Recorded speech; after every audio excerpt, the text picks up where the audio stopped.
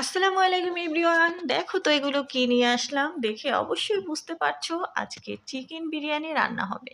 তো আমি তেলের মধ্যে আলুটাকে আগে একটু ভেজে নেব।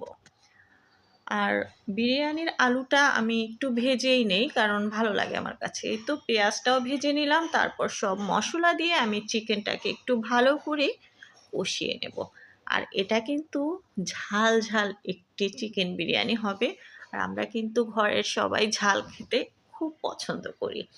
আর কালারটা দেখেই বুঝতে পারছো কেমন ঝাল হতে পারে। কার কার ঝাল ভালো লাগে একটু কিন্তু কমেন্টে অবশ্যই জানাবে।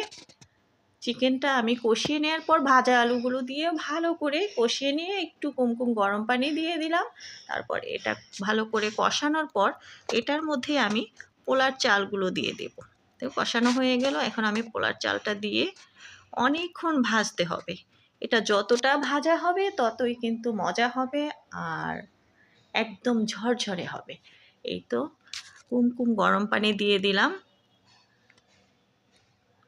মাঝামাঝি হয়ে আসছে, তো মোটামুটি কাছাকাছি প্রায় বিরিয়ানি হয়ে গিয়েছে। দেখতে কেমন হয়েছে অবশ্যই কিন্তু জানাবে। এই তো, আল্লাহ হাফেজ।